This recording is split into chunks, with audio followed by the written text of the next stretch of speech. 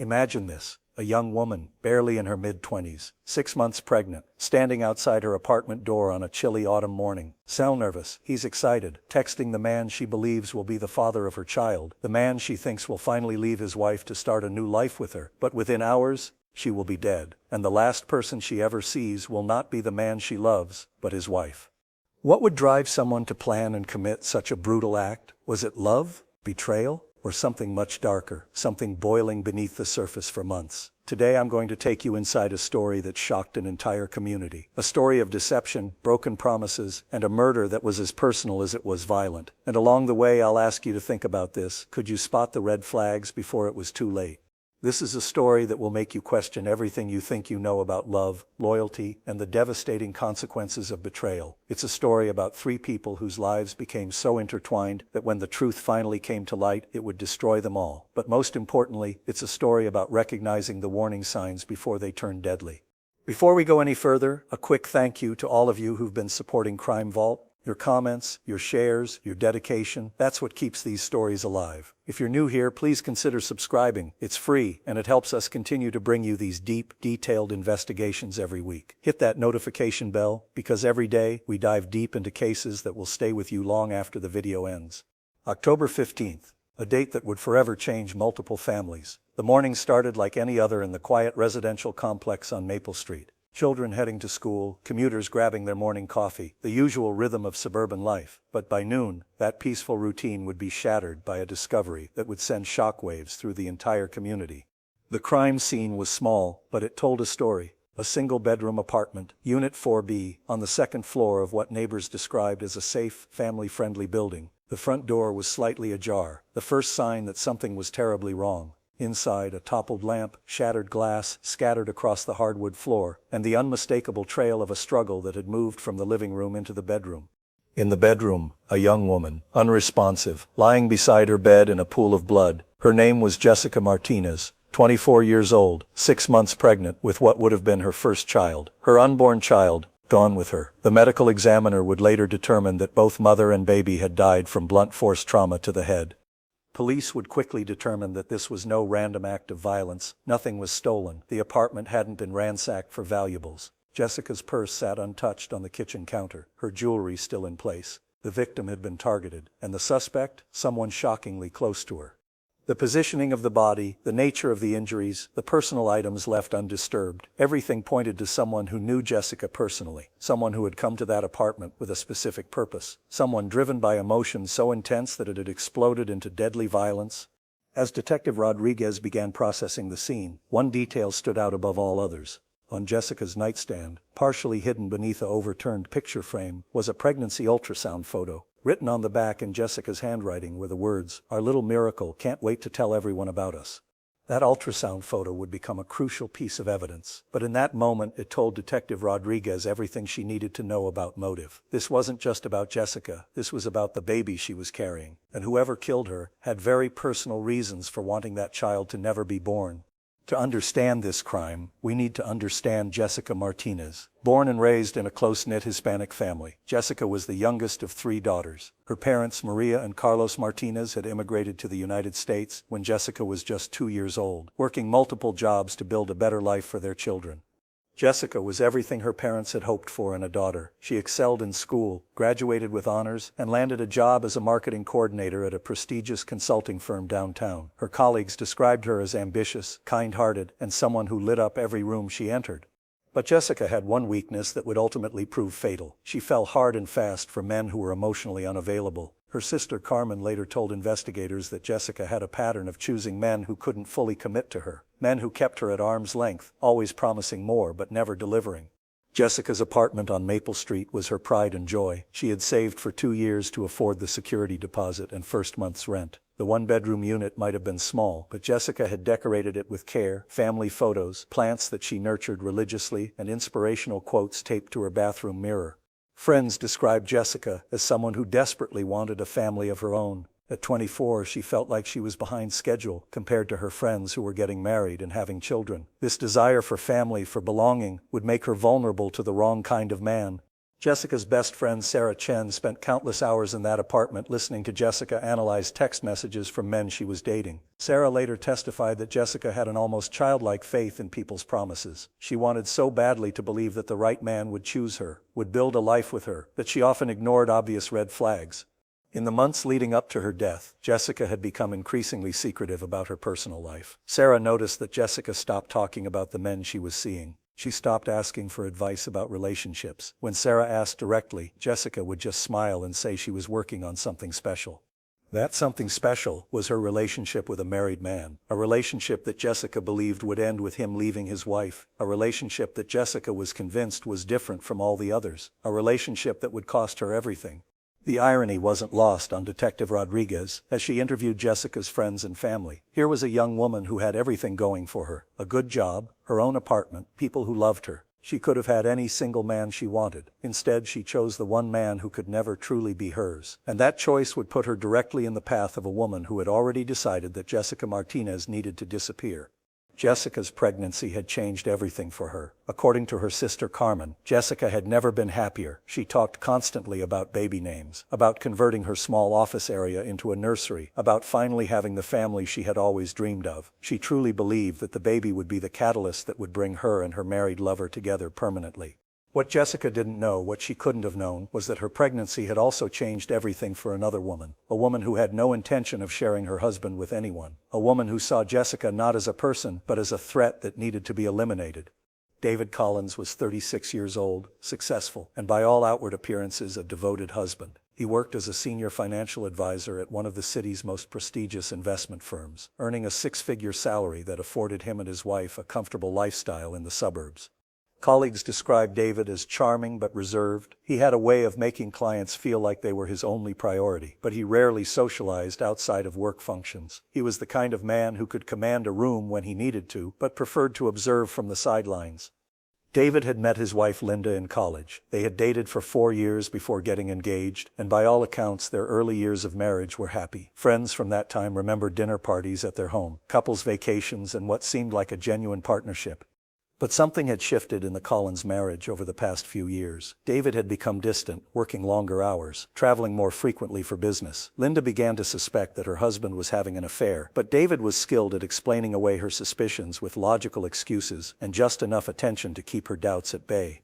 The truth was that David Collins was a man who thrived on secrets. He enjoyed the complexity of living multiple lives. At home, he was the successful husband who provided financial security. At work, he was the respected advisor who never let his personal life interfere with his professional obligations. And with Jessica, he was the passionate lover who promised a future he never intended to deliver. David's pattern with women followed a predictable cycle. He would identify someone younger, usually someone with emotional vulnerabilities he could exploit. He would present himself as misunderstood in his marriage, trapped by circumstances but fundamentally a good man who just needed understanding. Jessica wasn't his first affair. According to testimony that would later come out during the investigation, David had been involved with at least 3 other women during his marriage to Linda, but those relationships had been brief, physical, and easily ended when the women became too emotionally attached. Jessica was different. Maybe it was her innocence, her genuine belief in his promises, or her willingness to wait for him to figure things out with his wife. Whatever the reason, David found himself more emotionally invested in Jessica than he had ever intended to be. When Jessica told him she was pregnant, David's first reaction was panic. His other affairs had been compartmentalized, easily hidden from Linda, but a baby would make everything real, permanent, impossible to deny. For the first time in his life, David Collins found himself in a situation he couldn't manipulate or control. David's initial plan was to convince Jessica to terminate the pregnancy. He offered to pay for everything, promised they could have children later when the timing was better. But Jessica refused. She saw the pregnancy as proof that they were meant to be together, as the push David needed to finally leave Linda. For weeks, David lived in a state of constant anxiety. He couldn't concentrate at work, couldn't sleep at night. Linda began to notice his strange behavior, his mood swings, his inability to maintain normal conversations. The careful balance he had maintained between his 2 lives was beginning to crumble. David made promises to Jessica that he never intended to keep. He told her he was looking for an apartment, that he was speaking to a divorce lawyer, that he just needed a few more weeks to handle things properly with Linda. Each lie came easier than the last, and Jessica believed every word. What David didn't realize was that his lies were about to catch up with him in the most devastating way possible. While he was buying time with Jessica, Linda was conducting her own investigation. And when Linda finally discovered the truth about Jessica and the baby, David's world of careful deception would explode into deadly violence. The tragedy of David Collins is that he was a man who wanted everything: the security of marriage, the excitement of affairs, the respect of his colleagues, without accepting responsibility for any of it. His selfish choices didn't just destroy his own life, they set in motion a chain of events that would end with 2 innocent deaths and leave multiple families shattered forever. Linda Collins was 34 years old, a woman who had built her entire identity around being the perfect wife. She had given up her own career aspirations to support David's professional growth, had managed their social life, their home, their finances, their future plans. For 10 years of marriage, Linda had been the woman behind the successful man. Friends described Linda as organized, loyal, and deeply committed to her marriage. She was the type of person who remembered everyone's anniversaries, who sent thank you cards for dinner invitations, who kept a spotless home and always had fresh flowers on the dining room table. But Linda Collins was also a woman with a quick temper and a possessive streak that most people never saw. Her sister-in-law later testified that Linda had always been intensely jealous, even about David's female colleagues and clients. She would question him extensively about his workday, about who he had lunch with, about why he was late coming home. Linda had grown up in a household where her mother had been betrayed by her father's affairs. She had watched her mother suffer through years of humiliation before finally divorcing a man who had promised repeatedly to change. Linda had sworn that she would never allow herself to be put in that position. The irony was that Linda's hypervigilance about infidelity had actually driven David further away. Her constant questions, her suspicions, her need to control his schedule had created the very dynamic that made David seek comfort elsewhere. But Linda couldn't see that her behavior was contributing to the problems in their marriage. For months, Linda had noticed changes in David's behavior. He was distracted during conversations, protective of his phone in ways he had never been before, and less interested in physical intimacy. Linda's suspicions were aroused, but every time she confronted David, he had reasonable explanations that made her feel foolish for doubting him. Linda began her own investigation into David's activities. She started checking his credit card statements, looking for charges at restaurants or hotels she didn't recognize. She began paying attention to his work schedule, noting when he claimed to be in meetings, but his office said he wasn't available. The discovery that changed everything came on a Tuesday morning in early October. Linda was doing laundry when she found David's phone in his pants pocket. Normally she would have just set it aside, but something made her look at it more closely. There was a text message notification on the screen. The message was from someone named Jessica, and it said, "Can't wait to see you tonight. The baby kicked for the first time yesterday. I think he knows his daddy is coming." Linda's hands were shaking as she unlocked David's phone and read through months of increasingly intimate text messages. What Linda discovered in those messages destroyed her world. David wasn't just having an affair, he was having an affair with a woman who was pregnant with his child, a woman who believed David was going to leave Linda to be with her, a woman who was already making plans for their life together. Linda spent the entire day reading through every message, every email, every photo that David had exchanged with Jessica. She learned Jessica's full name, her address, her workplace. She saw ultrasound photos of the baby that was growing inside another woman's body. She read David's promises to leave their marriage, promises that Linda knew he had no intention of keeping. The Linda Collins who went to bed that night was not the same woman who had woken up that morning, the woman who had defined herself by her loyalty to her husband, who had sacrificed her own dreams for their partnership, who had built her entire life around their marriage. That woman was gone. In her place was someone consumed by rage, humiliation, and a desire for revenge that was unlike anything she had ever experienced. Linda had always prided herself on being rational, controlled, civilized, but the betrayal she had discovered tapped into something primal and dangerous. Linda didn't confront David that night. Instead, she began to plan. She researched Jessica online, learning everything she could about the woman who was carrying her husband's child. She drove past Jessica's apartment building, memorizing the layout, the security measures, the best times when fewer people would be around. For Linda, this wasn't just about stopping David's affair. This was about erasing the evidence of his betrayal. As long as Jessica was alive, as long as the baby existed, Linda would never be able to pretend that her marriage was what she had believed it to be. Jessica represented everything that Linda had feared, everything that Linda had tried to prevent. The woman who had once sent sympathy cards to acquaintances who had lost loved ones was now planning to create that kind of loss herself. The woman who had never even been in a physical fight was now preparing to commit the most violent act imaginable. Linda Collins was about to discover that the line between civilized behavior and barbaric violence is thinner than most people ever realize. The affair between David Collins and Jessica Martinez began in the most ordinary way, at a coffee shop near Jessica's office, where David often grabbed lunch between client meetings. Jessica was waiting in line behind him when he dropped his wallet, and she picked it up for him. Their first conversation lasted maybe 3 minutes, but David was immediately drawn to Jessica's genuine smile and her easy laugh. David began frequenting that coffee shop more often, always hoping to run into Jessica. When he finally asked for her number, he told her he was going through a difficult time in his marriage and could use a friend to talk to. It was a calculated lie designed to make Jessica feel special, needed, important to his emotional well-being. Their first official meeting was supposedly just coffee to discuss David's marital problems. Jessica, always eager to help people she cared about, listened sympathetically as David painted a picture of a cold, unloving wife who didn't understand him. He described feeling trapped in a marriage that had become more like a business partnership than a romantic relationship. David was a master manipulator who understood exactly what Jessica needed to hear. He told her she was different from other women he knew, more compassionate, more genuine. He made her feel like she was saving him from a miserable situation, like she was the bright spot in an otherwise difficult life. Within a month, their coffee meetings had turned into longer conversations over dinner. David always chose restaurants far from his neighborhood, far from his workplace, places where he was unlikely to encounter anyone who knew Linda. He was careful to pay in cash, to never leave a paper trail that could lead back to him. Jessica fell for David's story completely. She saw herself as the understanding woman who could heal his broken heart, who could show him what real love looked like. When David finally kissed her after their 5th dinner together, Jessica felt like she was starring in her own romantic movie. The physical relationship escalated quickly after that. David would text Jessica during his lunch breaks, telling her how much he missed her, how being with her was the only time he felt truly alive. He created a fantasy where Jessica was his salvation, his chance at real happiness. David's visits to Jessica's apartment became regular occurrences. He had keys made so he could surprise her after work. He kept changes of clothes in her closet. To anyone observing, it would have looked like David was already living a double life, maintaining 2 separate households.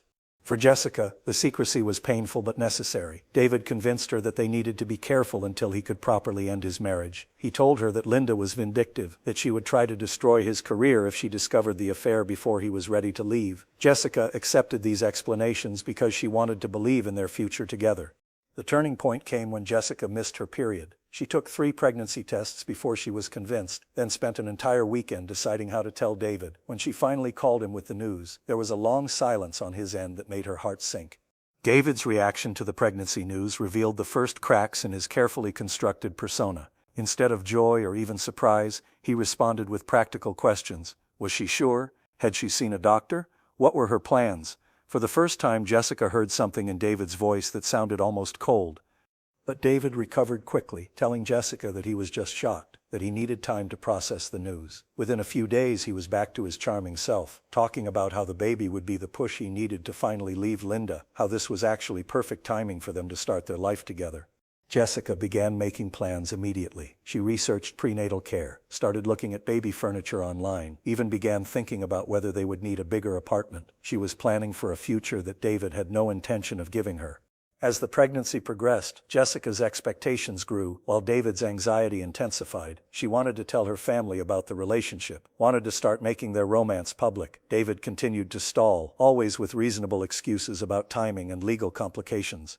The affair that had started with such promise was becoming a source of constant stress for David and constant frustration for Jessica. She was growing tired of being hidden, tired of being the secret in David's life. The pregnancy had given her confidence and a sense of urgency about their relationship. What neither David nor Jessica realized was that their carefully guarded secret was about to be exposed in the most devastating way possible. While they were planning for a future that would never come, Linda Collins was preparing to ensure that future would be permanently destroyed. The confrontation between Linda and David Collins took place on October 14th, the night before Jessica's murder. Linda had spent the day gathering evidence, screenshots of text messages, printed emails, and even photos of Jessica that she had found on David's phone. When David came home from what he claimed was a late client meeting, Linda was waiting for him in their living room with everything spread out on the coffee table. David's initial reaction was denial, then anger that Linda had invaded his privacy by going through his phone. But the evidence was overwhelming, and Linda had prepared for every excuse he might offer. She had dates, times, locations, even the name of the restaurant where David and Jessica had celebrated when they learned the baby's gender.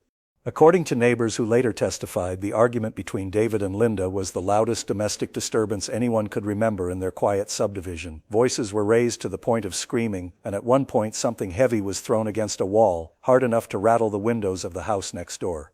Linda's confrontation wasn't just about the affair, it was about the lies, the disrespect, the humiliation of being made to feel crazy for suspecting what was actually happening. She had spent months questioning her own instincts, apologizing for being suspicious, feeling guilty for not trusting her husband. The discovery that she had been right all along unleashed years of suppressed anger. David tried multiple strategies during that confrontation. First, he minimized the relationship, claiming it was just physical and meaningless. When Linda showed him the text messages about the baby, he shifted to claiming that Jessica was trying to trap him, that he had tried to end things but she wouldn't let go.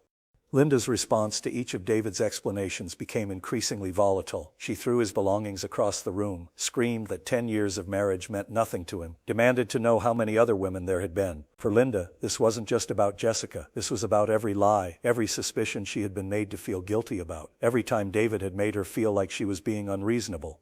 The argument reached its climax when Linda demanded that David choose immediately and permanently between her and Jessica. She wanted him to call Jessica right then and end the relationship, to promise never to see her again, to cut all contact with the woman who was carrying his child. David's response to this ultimatum was telling. Instead of choosing Linda immediately, instead of begging for forgiveness and promising to end the affair, David hesitated. He talked about needing time to handle the situation properly, about not wanting to hurt Jessica unnecessarily, about the complexity of the pregnancy. That hesitation was the final straw for Linda Collins. In that moment, she realized that David wasn't going to choose her over Jessica. Even faced with losing his marriage, even caught red-handed in his betrayal, David was still protecting the other woman. Linda felt like she was losing the battle for her own husband. The argument ended abruptly around midnight when David stormed out of the house, saying he needed space to think. Linda shouted after him that if he walked out that door, he shouldn't bother coming back. David got in his car and drove away, leaving Linda alone with her rage and her humiliation.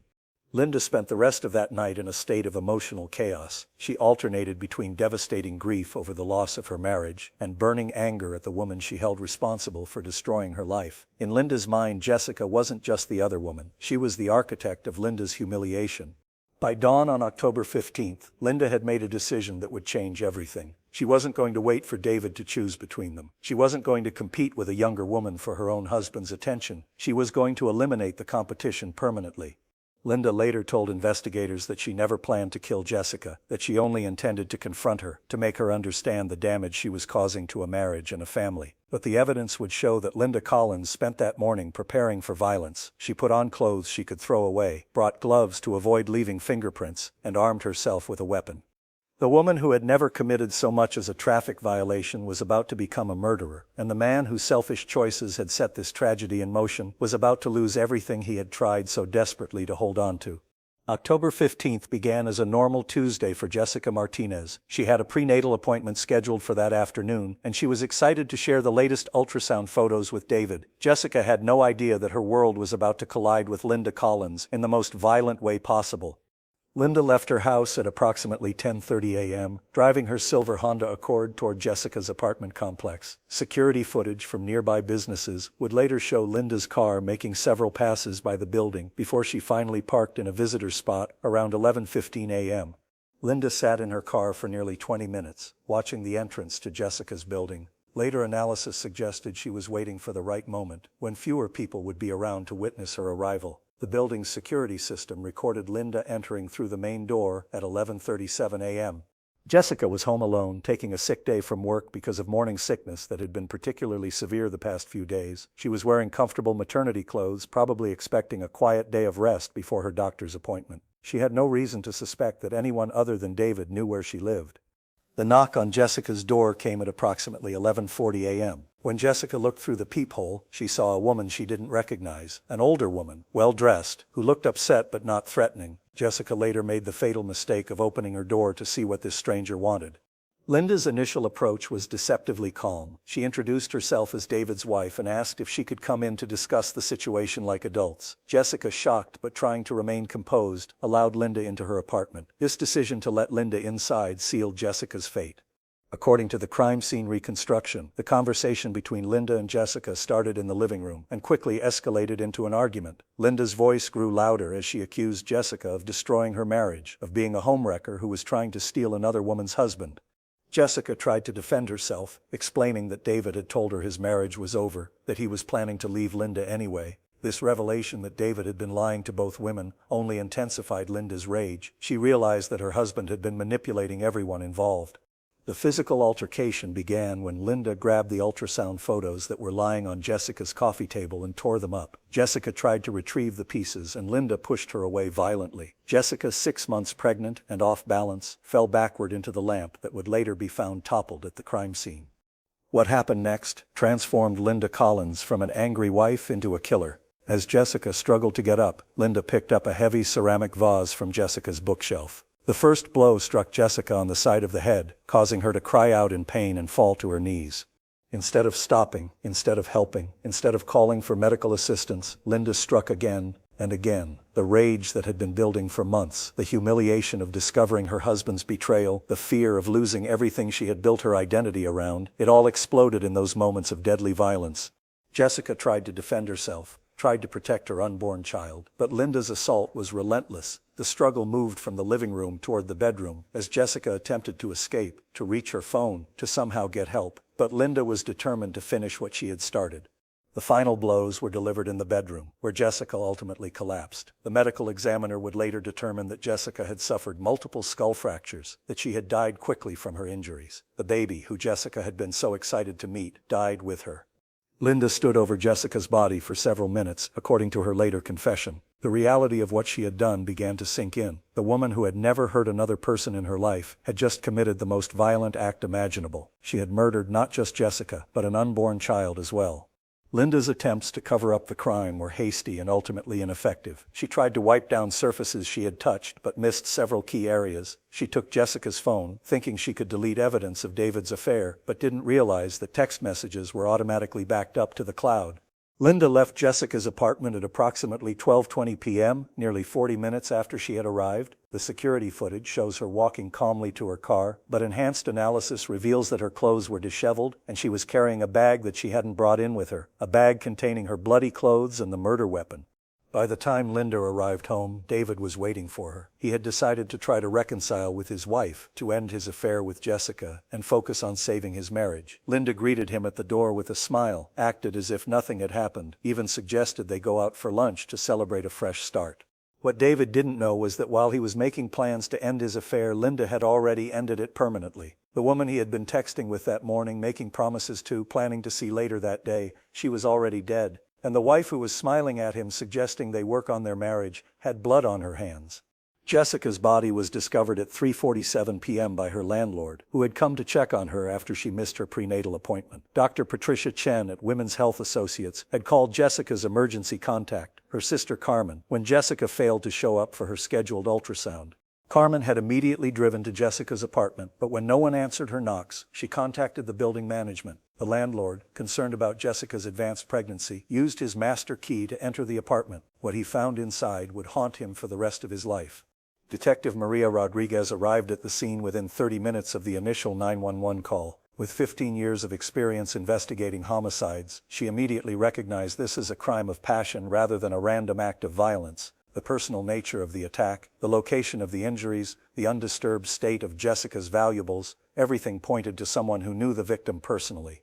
The crime scene told a clear story of escalation. The struggle had begun in the living room, evidenced by the overturned lamp and scattered glass. It had intensified in the hallway, where blood spatter on the walls indicated Jessica had been struck while trying to escape, and it had concluded in the bedroom, where the fatal blows had been delivered. Detective Rodriguez's first priority was identifying everyone who had regular access to Jessica's apartment. Jessica's sister Carmen provided a list of friends, co-workers, and recent romantic interests. But when Carmen mentioned that Jessica had been involved with a married man, Detective Rodriguez knew she had found her primary lead. Carmen initially protected Jessica's privacy, reluctant to reveal details about her sister's affair. But when Detective Rodriguez explained that this information was crucial to finding Jessica's killer, Carmen provided everything she knew about David Collins. She even had David's phone number, which Jessica had given her in case of emergency.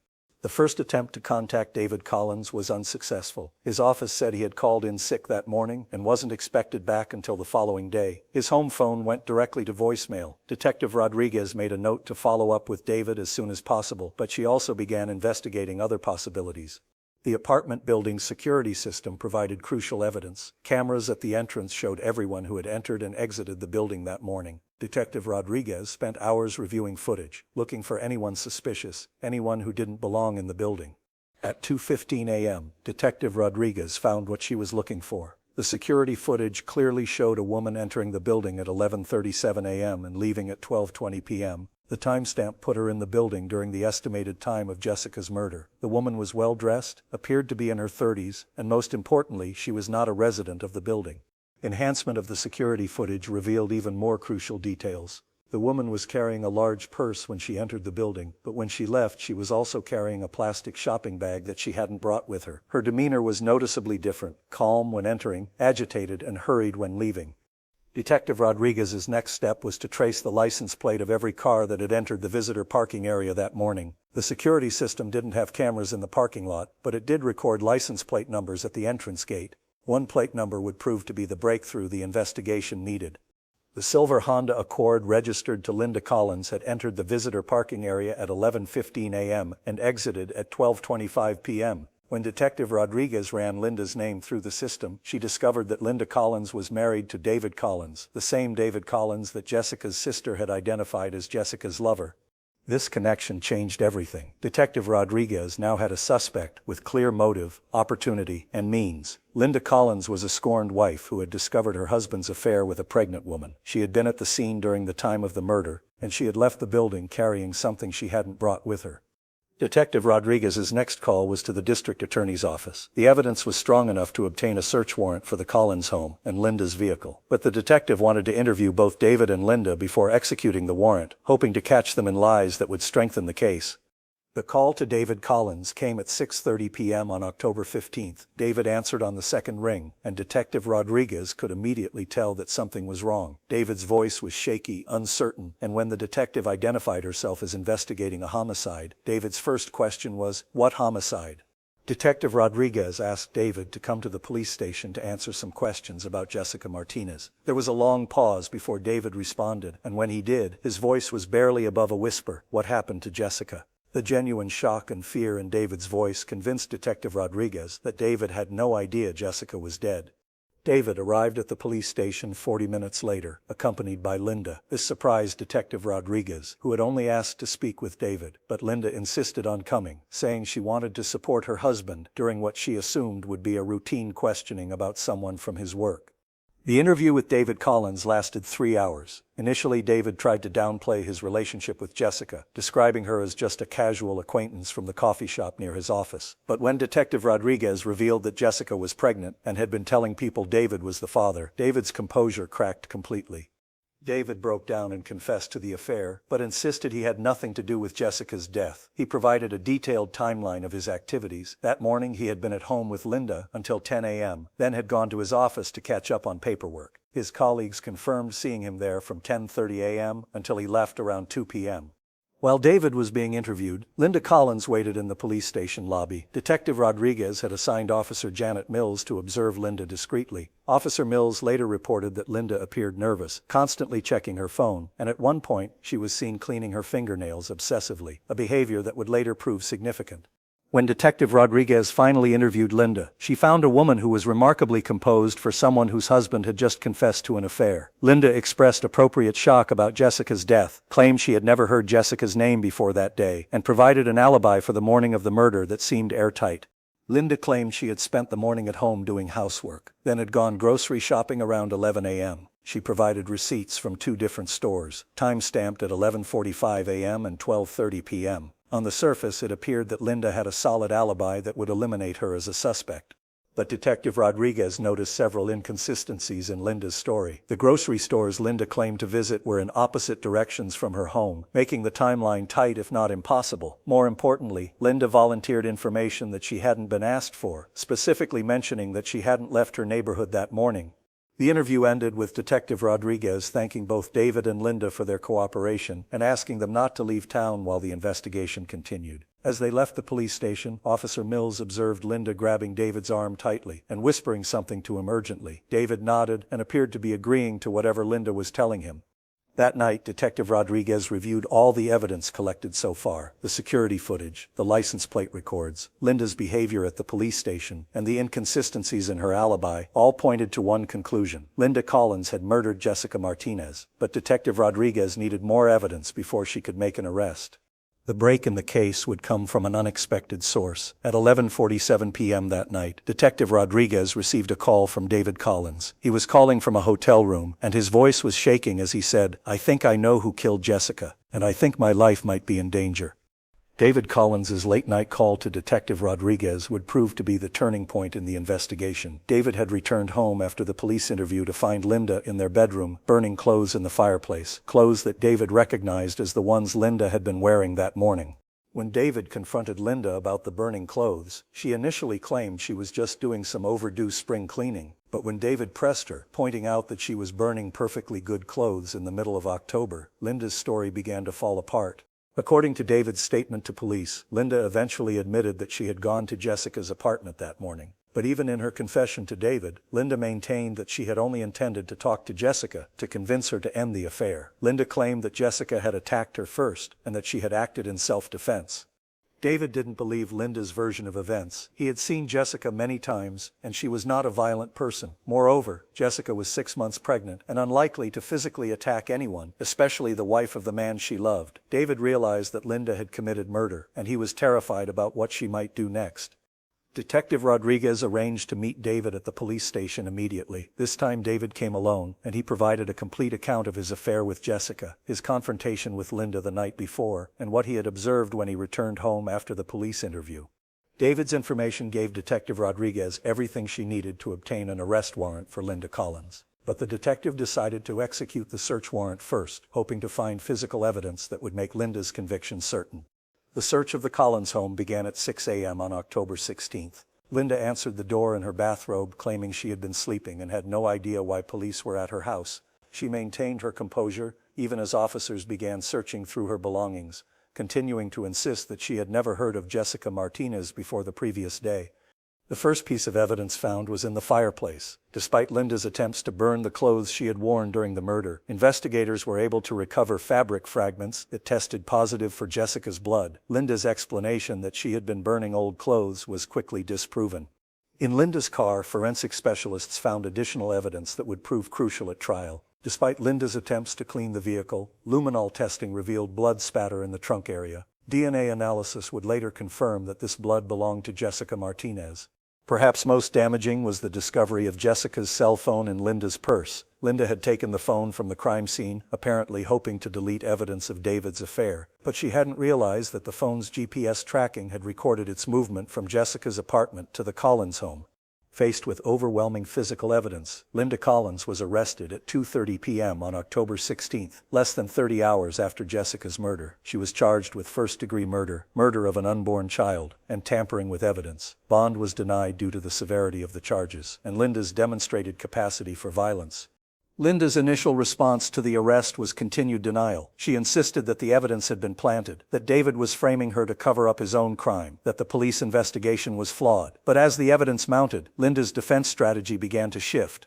3 days after her arrest, Linda Collins requested to speak with Detective Rodriguez. In that interview, Linda finally admitted to killing Jessica Martinez, but she continued to claim that it had been self-defense, that Jessica had threatened her and attacked her first. Linda's version of events differed significantly from the evidence found at the crime scene. She claimed that Jessica had invited her into the apartment, that they had argued about David, and that Jessica had picked up the ceramic vase first. According to Linda, she had only defended herself when Jessica tried to hit her. But the forensic evidence told a different story. The blood spatter patterns, the location of Jessica's injuries, and the defensive wounds on Jessica's hands all indicated that Jessica had been trying to escape, not attack. Linda's story was contradicted by every piece of physical evidence. The confession interview lasted 6 hours, during which Linda's story changed multiple times. She alternated between claiming self-defense, temporary insanity, and even suggesting that David had somehow coerced her into committing the murder. But throughout all her different versions of events, one thing remained constant. Linda showed no remorse for killing Jessica or her unborn child. Detective Rodriguez later said that Linda's lack of empathy for her victims was the most disturbing aspect of the entire case. Even when confronted with photos of Jessica's body, even when reminded that she had killed an innocent unborn child, Linda remained focused on justifying her actions and portraying herself as the real victim. Linda's final statement to police was perhaps the most chilling. That woman got what she deserved. She knew David was married, and she tried to steal him anyway. I just made sure she couldn't destroy any more marriages. This statement would later be used by prosecutors to demonstrate Linda's complete lack of remorse and her belief that murder was justified. The investigation was officially closed on October 20th, with Linda Collins charged as the sole perpetrator of Jessica Martinez's murder. David Collins was not charged with any crime. Though his affair had set the deadly events in motion, he would have to live with the knowledge that his selfish choices had led to the deaths of two innocent people. The case against Linda Collins was assigned to Assistant District Attorney Rebecca Morgan, a prosecutor with 12 years of experience in violent crimes. Morgan knew that while the physical evidence against Linda was overwhelming, securing a first-degree murder conviction would require proving premeditation, that Linda had planned Jessica's murder in advance. The prosecution's strategy focused on establishing that Linda's crime was not a spontaneous act of passion, but a calculated decision to eliminate her perceived rival. The key evidence supporting premeditation was Linda's behavior in the hours leading up to the murder, the surveillance of Jessica's building, the careful timing of her visit, and the steps she took to conceal evidence afterward. Linda Collins hired prominent defense attorney James Richardson, known for his success in defending clients charged with domestic violence-related crimes. Richardson's initial strategy was to argue temporary insanity, that Linda had suffered a complete psychological break upon discovering her husband's affair and was not responsible for her actions. The defense team commissioned a psychiatric evaluation of Linda, hoping to find evidence of mental illness that could support an insanity plea. However, the evaluation conducted by Dr. Sarah Mitchell concluded that while Linda had acted under extreme emotional distress, she was legally sane at the time of the murder and understood the consequences of her actions. Faced with the psychiatric evaluation results, Richardson shifted his defense strategy to focus on reducing the charges from first-degree murder to voluntary manslaughter. He planned to argue that Linda had acted in the heat of passion after discovering her husband's betrayal and that the killing was not premeditated. The prosecution's witness list included over 30 people, ranging from Jessica's family and friends to forensic experts and police officers involved in the investigation. Each witness would play a crucial role in establishing the timeline of events, Linda's motive, and the premeditated nature of the crime. One of the most important prosecution witnesses was David Collins himself. Despite his reluctance to testify against his wife, David had no choice but to cooperate with the prosecution. His testimony would be essential in establishing Linda's state of mind after discovering the affair and her threats toward Jessica. David's testimony would also reveal the full extent of Linda's controlling and jealous behavior throughout their marriage. He would describe incidents where Linda had followed him to work functions, interrogated his female colleagues, and even hired a private investigator to monitor his activities, evidence that would support the prosecution's argument that Linda was capable of premeditated violence. The defense faced significant challenges in preparing their case. Linda's lack of remorse made her an unsympathetic defendant, and her changing stories to police had damaged her credibility. Richardson knew that his best hope was to focus the jury's attention on David's betrayal rather than Linda's response to it. Richardson planned to call his own expert witnesses, including a psychologist who would testify about the psychological impact of marital betrayal and how it could lead to temporary loss of judgment. The defense team hoped that at least some jurors would sympathize with Linda's situation and be willing to convict on lesser charges. The victim impact statements prepared by Jessica's family would prove to be particularly powerful. Jessica's sister Carmen had written a detailed account of Jessica's excitement about becoming a mother, her plans for the future, and the devastating impact her death had on their entire family. Jessica's parents, Maria and Carlos Martinez, had prepared statements in both English and Spanish, describing their daughter's dreams and aspirations. They planned to speak not only about Jessica, but also about the grandchild they would never meet, the baby who had died along with their daughter.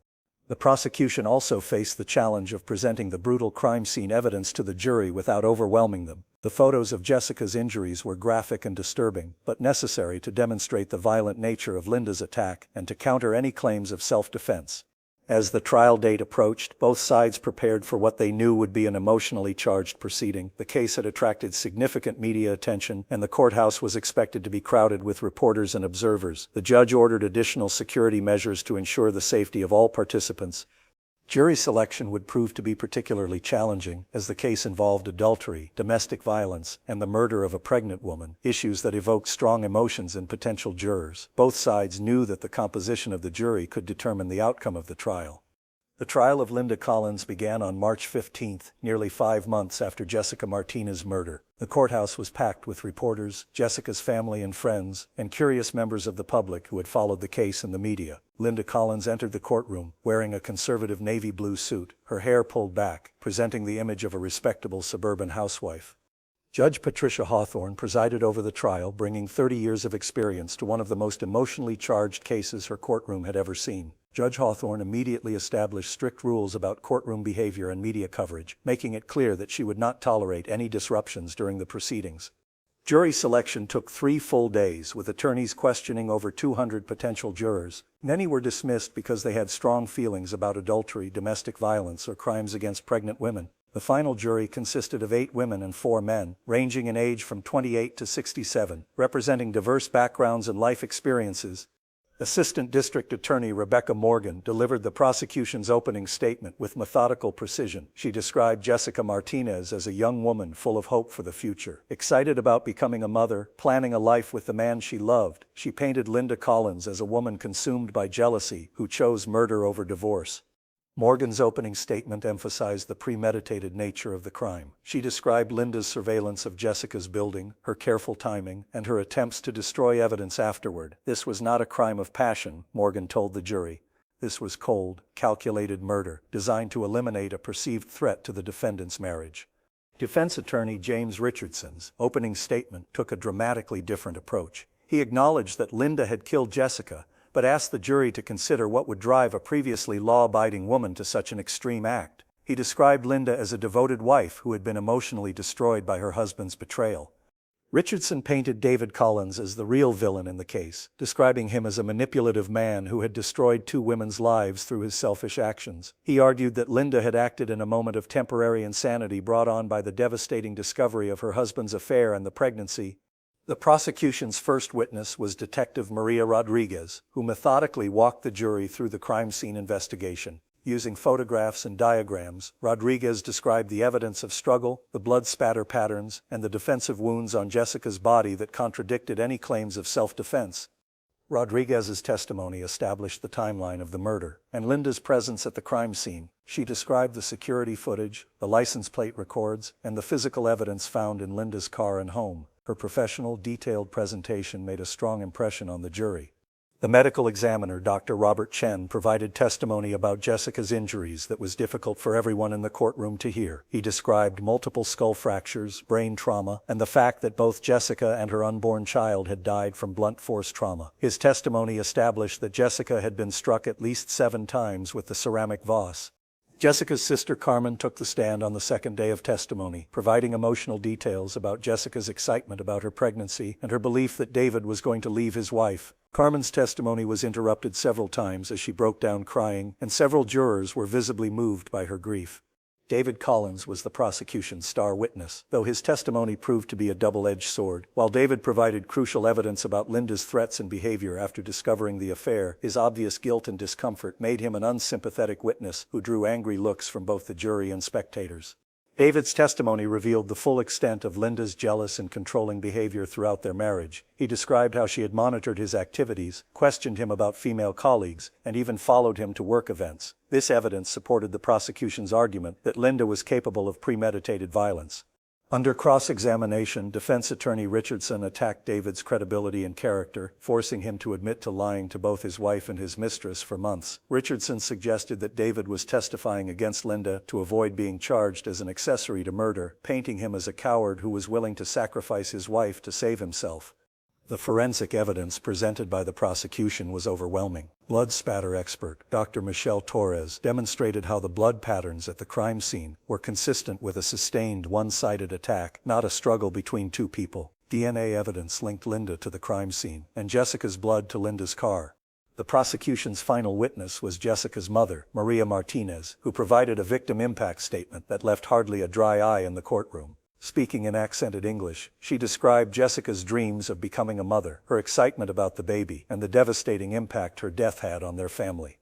The defense called only 3 witnesses, including the psychiatrist who had evaluated Linda, and 2 character witnesses who described Linda as a devoted wife and community member. The psychiatrist testified that while Linda was not legally insane, she had suffered severe emotional trauma that could have affected her judgment. Defense attorney Richardson's most controversial decision was not to put Linda on the stand in her own defense. Later interviews revealed that Linda's lack of remorse and tendency to blame Jessica for her own death would have been devastating to the defense case. The prosecution's closing argument focused on the premeditated nature of the crime and Linda's complete lack of remorse. Morgan reminded the jury that Linda had choices. She could have divorced David, she could have confronted Jessica verbally, she could have walked away. Instead, she chose murder.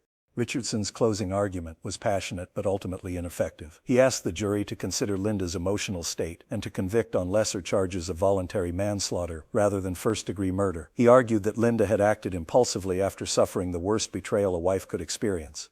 The jury began deliberations on March 28, after receiving detailed instructions from Judge Hawthorne about the various charges and the legal standards for each. The deliberations would last longer than many observers expected, suggesting that the jury was carefully considering all the evidence and testimony.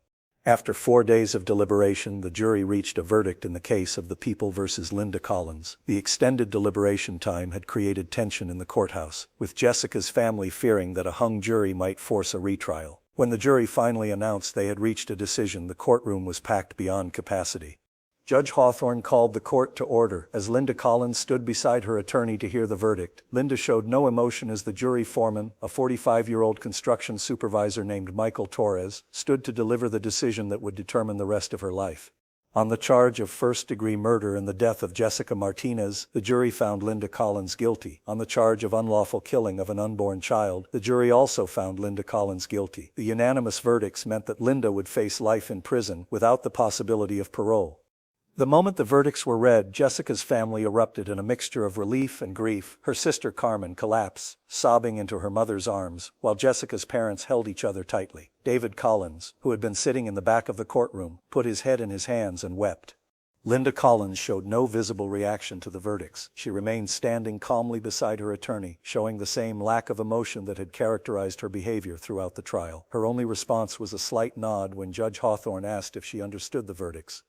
Defense attorney Richardson immediately announced his intention to appeal, arguing that the jury had not been properly instructed about the lesser charges of voluntary manslaughter and that the prosecution had been allowed to present prejudicial evidence. However, legal experts considered the appeal unlikely to succeed given the overwhelming evidence. The sentencing phase of the trial began 2 weeks later, with both sides presenting arguments about the appropriate punishment. Under state law, Linda faced either life in prison without parole or life with the possibility of parole after 25 years. The prosecution argued for the harshest sentence possible.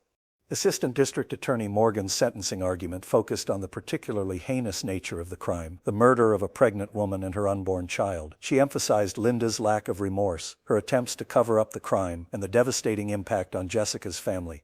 The victim impact statements presented during sentencing were heartbreaking. Jessica's parents spoke about the daughter they had lost and the grandchild they would never meet. Her sister Carmen described how Jessica's murder had destroyed their family's sense of security and joy. Defense attorney Richardson's plea for leniency focused on Linda's previously clean record and the emotional trauma she had suffered upon discovering her husband's affair. He argued that Linda deserved the possibility of parole after 25 years, suggesting that she was not irredeemably evil, but rather a woman who had acted out of character in a moment of extreme emotional distress.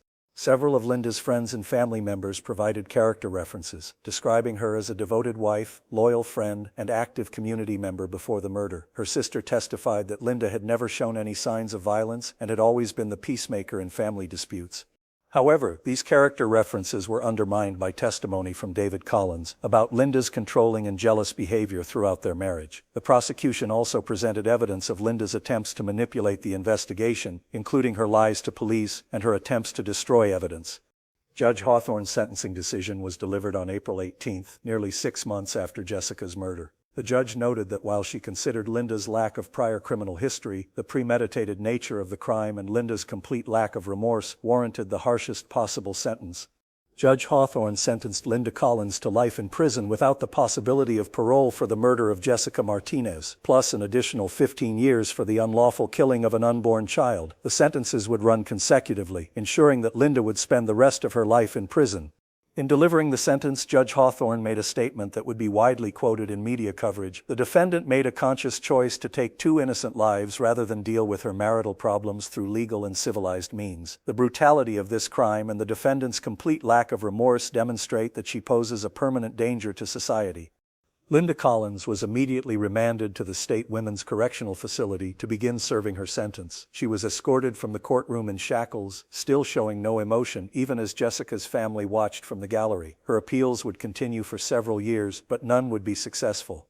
The conviction and sentencing of Linda Collins brought legal closure to the case, but the emotional aftermath continued to devastate the lives of everyone involved. Jessica Martinez's family faced the challenge of rebuilding their lives while dealing with grief, trauma, and the constant media attention that the case had generated. Jessica's parents, Maria and Carlos Martinez, became advocates for victims of domestic violence and stalking. They established the Jessica Martinez Foundation, which provides support services for families affected by intimate partner violence. Their advocacy work gave meaning to their daughter's death while helping other families avoid similar tragedies. Carmen Martinez, Jessica's sister, struggled with survivor's guilt and depression following the trial. She blamed herself for not recognizing the danger Jessica was in, for not doing more to protect her sister from David's manipulation. Carmen eventually sought therapy and became a counselor specializing in helping families affected by violent crime. The impact on Jessica's extended family and friends was profound and long-lasting. Many of Jessica's co-workers left their jobs, unable to concentrate in the same office where Jessica had met David Collins. Her college friends formed a support group that continued to meet monthly for years after her death. David Collins faced his own consequences, though he was never charged with any crime. He lost his job at the investment firm within weeks of the trial, as clients refused to work with someone associated with such a notorious murder case. His professional reputation was permanently destroyed, and he was unable to find employment in the financial sector. David's psychological trauma was severe. He struggled with guilt, knowing that his affair had set the deadly events in motion. He entered therapy and eventually moved to another state, attempting to rebuild his life away from the constant reminders of the tragedy. However, friends reported that he never fully recovered from the psychological impact of losing both women in his life to violence. The case had a significant impact on the local community, particularly in the neighborhood where Jessica lived. Residents reported feeling less safe, more suspicious of their neighbors, and more aware of the potential for domestic violence to escalate into murder. The apartment building where Jessica was killed experienced high turnover as tenants moved away to escape the memories. Linda Collins's family also suffered tremendously from her actions. Her parents and siblings found themselves ostracized by their community, facing blame and suspicion from people who wondered how they could have failed to recognize Linda's capacity for violence. Several of Linda's relatives required therapy to cope with the shame and guilt they felt. Linda's imprisonment brought additional challenges for her family. Visiting someone serving a life sentence is emotionally and financially draining, and many of Linda's relatives eventually stopped visiting altogether. Her parents, both in their 70s at the time of her sentencing, struggled with the knowledge that their daughter would die in prison. The case became a subject of academic study in criminology and psychology programs, with experts examining the factors that led to Linda's violent behavior. Several research papers were published analyzing the role of marital betrayal in triggering extreme violence, and the case was featured in multiple true crime documentaries and books. Legal experts used the case to illustrate important points about domestic violence prosecution and the challenges of proving premeditation in crimes of passion. The case became part of training materials for law enforcement officers, prosecutors, and victim advocates, helping them recognize warning signs and build stronger cases against domestic violence perpetrators. The case also sparked discussions about the responsibility of people who engage in affairs, particularly when they involve deception and false promises. While David Collins was not legally responsible for the murders, many commentators argued that his manipulation of both women had contributed to the tragic outcome. Media coverage of the case continued for years after the trial, with regular updates about Linda's unsuccessful appeals and the ongoing advocacy work of Jessica's family. The case became a cautionary tale about jealousy, betrayal, and the devastating consequences when personal conflicts escalate to violence. Detective Maria Rodriguez, who had led the investigation, later said that the case had changed her perspective on domestic violence and the potential for seemingly ordinary people to commit extraordinary acts of brutality. She used her experience with the case to train other investigators and to advocate for better resources for domestic violence prevention. The prosecutor, Rebecca Morgan, called the case one of the most difficult of her career, not because of legal complexity, but because of the human tragedy it represented. She noted that 3 families had been destroyed by the selfish actions of 2 people who couldn't handle their personal problems like adults. Years later, the case continues to resonate with people who followed it, serving as a reminder that the line between civilized behavior and violent crime is thinner than most people realize. It demonstrates how quickly personal betrayal can escalate into deadly violence when people choose revenge over reconciliation. The murder of Jessica Martinez and her unborn child represents more than just a tragic crime. It's a case study in how multiple warning signs were missed or ignored by everyone involved. If we're going to honor Jessica's memory, we need to examine what this case can teach us about recognizing and preventing similar tragedies. The first and most obvious lesson involves the red flags in David and Linda's marriage that preceded the murder. Friends and family members later admitted they had noticed signs of Linda's controlling and jealous behavior, but no one recognized these as potential precursors to violence.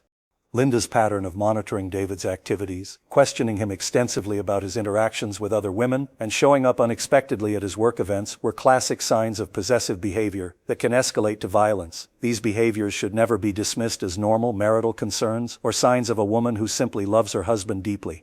Mental health professionals who studied the case identified several specific warning signs that Linda exhibited in the months before the murder. She became increasingly isolated from friends and family, focusing obsessively on her marriage to the exclusion of other relationships. She showed signs of paranoid thinking, convinced that other women were constantly trying to steal her husband. Linda's reaction to discovering David's affair also followed patterns that domestic violence experts recognize as extremely dangerous. Instead of confronting her husband or seeking professional help, Linda became secretive and began planning actions that she kept hidden from everyone around her.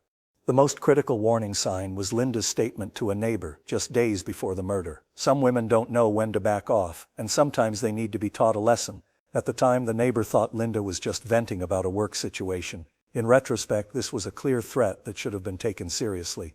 For Jessica's part, there were also red flags in her relationship with David that she either didn't recognize or chose to ignore. David's refusal to introduce her to his friends and family, his insistence on keeping their relationship secret, and his vague promises about leaving his wife were all signs of a man who was not serious about building a future with her. Relationship experts who analyzed the case noted that Jessica's willingness to become involved with a married man, while not making her responsible for her death, did put her in a vulnerable position. Women involved with married men face unique risks, including potential violence from spouses who discover the affair.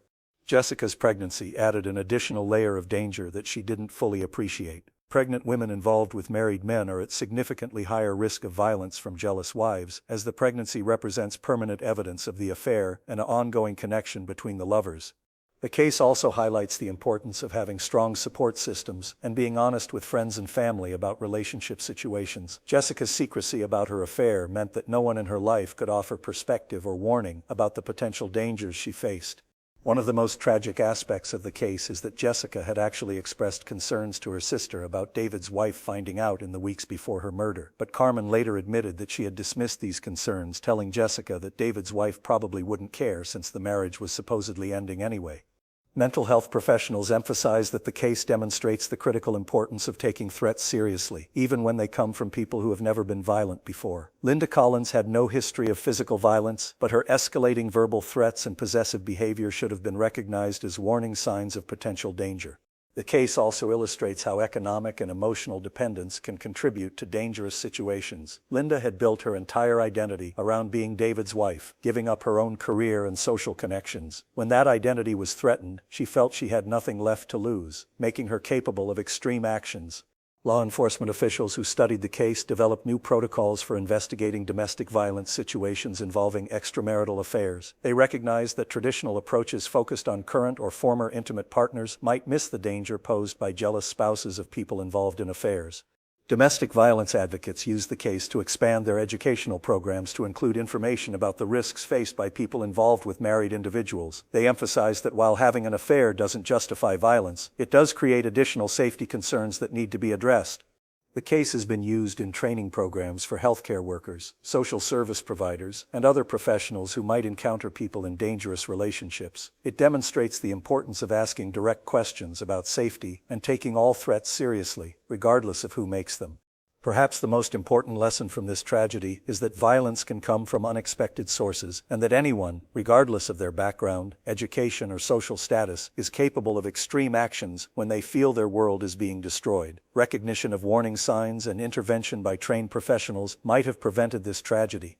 The memory of Jessica Martinez and her unborn child serves as a reminder that domestic violence takes many forms and can affect anyone. By learning to recognize the warning signs and taking them seriously, we can work to prevent similar tragedies from occurring in our own communities. As we reach the end of this tragic story, it's important to remember that Jessica Martinez was more than just a victim in a true crime case. She was a daughter, a sister, a friend, and an expectant mother who had dreams and plans for her future. She was a young woman who believed in love, who trusted in promises, and who paid the ultimate price for someone else's inability to handle betrayal in a civilized manner. The baby Jessica was carrying a little boy she had planned to name Gabriel, represented hope and new beginnings. Jessica had decorated a corner of her apartment as a nursery, had picked out baby clothes, had chosen pediatricians and daycare centers. Gabriel would never take his first breath, never feel his mother's loving embrace, never have the chance to live the life Jessica had planned for him. Linda Collins sits in prison today, having traded her comfortable suburban life for a 6x8 cell, where she will spend the remainder of her days. In interviews conducted years after her conviction, Linda continues to show no genuine remorse for her actions. She still speaks of Jessica as the other woman who got what she deserved, demonstrating a complete inability to acknowledge the humanity of her victims. The ripple effects of Linda's violence continue to impact lives years after the murder. Jessica's nephew, born to her sister Carmen 2 years after Jessica's death, will grow up hearing stories about the aunt he never met. Jessica's parents have aged visibly, their hair turning white in the months following their daughter's funeral, their smiles becoming rare and precious. David Collins, the man whose selfish choices set this tragedy in motion, has never fully recovered from the psychological trauma of his role in these deaths. He has attempted to rebuild his life, but friends report that he struggles with depression, guilt, and an inability to form lasting relationships. The weight of knowing that his lies and manipulation contributed to 2 deaths is a burden he carries every day. This case forces us to confront uncomfortable truths about human nature, about the capacity for violence that exists in seemingly ordinary people, and about the devastating consequences of betrayal, jealousy, and revenge. It reminds us that the choices we make in our personal relationships can have far-reaching consequences that we never intended or imagined. The story of Jessica Martinez should serve as a wake-up call for anyone who recognizes similar patterns in their own relationships or in the relationships of people they care about. Controlling behavior, obsessive jealousy, threats made in anger, and possessive monitoring of a partner's activities are not signs of love, they are warning signs of potential danger. If you are in a relationship where you feel like you have to account for every moment of your time, where you're afraid to interact with members of the opposite sex, where your partner checks your phone or follows you, where threats are made about what would happen if you ever left, please understand that these are not normal behaviors. They are red flags that should not be ignored. If you are involved with someone who is married or in another relationship, please understand that you are in a potentially dangerous situation. The spouse or partner who discovers the affair may not react rationally, and you could become the target of their anger and desire for revenge. No relationship is worth risking your safety or your life. For those who recognize controlling or violent tendencies in themselves, please seek help before you hurt someone you claim to love. Anger management counseling, therapy, and domestic violence intervention programs can help you develop healthier ways to handle jealousy, betrayal, and relationship conflicts. Violence is never the answer, and the consequences of choosing violence are permanent and devastating. The Jessica Martinez case has been used to train law enforcement officers, prosecutors, social workers, and healthcare providers to recognize the warning signs of potential domestic violence. But ultimately, prevention depends on all of us, friends, family members, neighbors, and community members, being willing to speak up when we see concerning behaviors. If someone you know is exhibiting controlling behaviors toward their partner, if they make threats about what they would do if their partner ever left them, if they become obsessed with their partner's activities and interactions with others, don't dismiss these as normal relationship dynamics. These behaviors can escalate to violence, and your intervention might save a life. The tragedy of Jessica Martinez and her unborn son Gabriel reminds us that domestic violence doesn't always fit the stereotypes we might expect. It can involve educated, middle-class individuals with no history of criminal behavior. It can erupt suddenly in families that appeared stable and happy to outside observers. It can result from seemingly ordinary relationship conflicts that spiral out of control. As we conclude this examination of a case that shocked a community and destroyed multiple families, let's commit to being more aware, more vigilant, and more willing to intervene when we see warning signs of potential violence. Let's honor Jessica's memory by working to ensure that other young women don't suffer the same fate. If this case has affected you personally, if it has brought up memories of your own experiences with controlling relationships or domestic violence, please know that help is available. The National Domestic Violence Hotline provides 24/7 support at 1-800-799-7233. Local law enforcement agencies, women's shelters, and counseling services can also provide assistance and resources. Thank you for joining me for this in-depth examination of a case that continues to resonate with anyone who has followed it. The story of Jessica Martinez is tragic, but it serves as an important reminder about the warning signs of domestic violence and the devastating consequences when those signs are ignored. Please remember to subscribe to Crime Vault if you haven't already. It's free and it helps us continue to bring you these detailed investigations into cases that matter. Share this video with others who might benefit from understanding the warning signs we've discussed. Leave a comment below if this case has prompted thoughts or discussions about domestic violence prevention.